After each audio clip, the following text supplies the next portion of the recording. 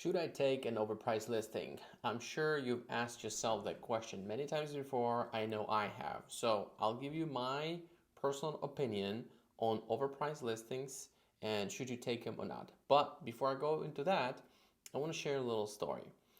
3 months ago, about 3 or maybe 3.5 months ago, I got a call from a seller, and then he calls me and he says, "I want to sell my house. I rebuilt the whole house. It's completely different, and you won't be able to find comps. But please come and take a look and see and tell me what you expect and what the price would be and stuff like that." So, yeah, of course, I did my due diligence. I prepared. I asked him lots of questions, but I didn't know what it is because Google Maps didn't have the pictures, and whatever he bought, he said I rebuilt the whole thing. So it's a totally different house. So I come in. I have one price in mind. I come in. He says a completely different price. The property is beautiful. Lots of money put into the property. Amazing property, and my price tag is way off of his. So he wants way too much money for his property. My personal opinion. So we started adjusting and kind of give him compatibles, and immediately I can say that he will be an overpriced listing. But I have a feeling that let me go for it and let me actually take it and see what happens. So we did take it. We worked hard. It took us 3 months. We promoted it a lot, and yesterday we closed it. It was about 175,000 overpriced. No, it was actually 120,000 overpriced listing, and it took us 3 months. But it closed, and it was $775,000 sale price. So here's my take after all this story. I do believe in taking an overpriced listings with a big but. First of all, it's a motivation of the seller. That's the huge point that I'm looking at when taking an overpriced listing. Does the seller have to sell? Is there any other way for seller to either rent it or to keep it? What's the motivation for seller to sell?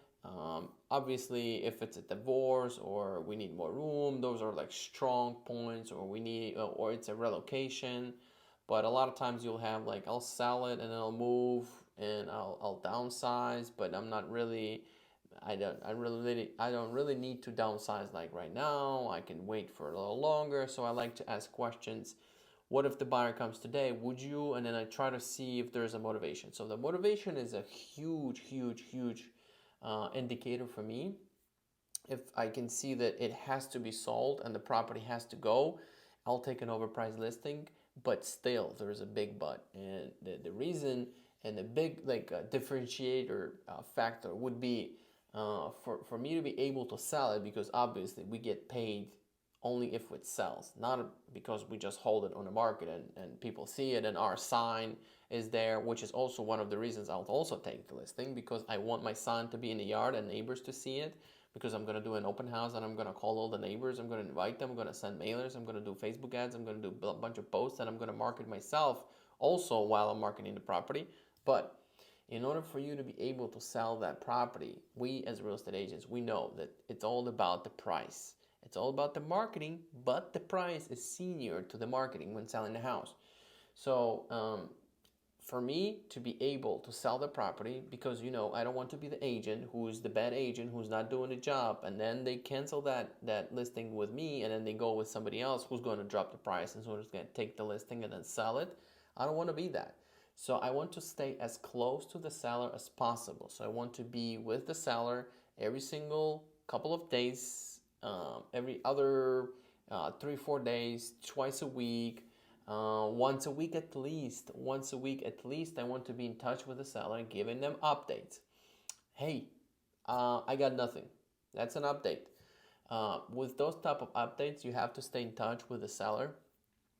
It took me 3 months, but I was in touch. Every week I would call, hey, this is the views on Zillow, this is the views on Redfin, this is the views on different other websites, this is how many agents are seeing us on MLS, this is what we're seeing on average on other listings, this is the, what other properties that just came on the market in different areas are selling or sitting on the market. I'm giving these updates. We got no showings.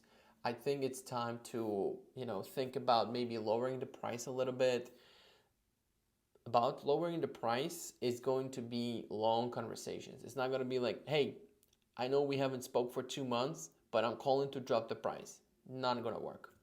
You have to stay in touch for every single week for a little bit, for a while, and then slowly starts dropping the price word, lowering, adjusting the number, adjusting the price, and attracting new pool of buyers that are looking at a little bit different price ranges. Those conversations are slowly need to be integrated into your follow-up, but it's not going to happen. You disappeared for a month and now you're calling back and asking for a price drop. Forget about it. So stay in touch consistently, introducing the price drop slowly. Sometimes it takes 4 times for a seller to understand. Okay, fine, I got it. Now we need to drop the price.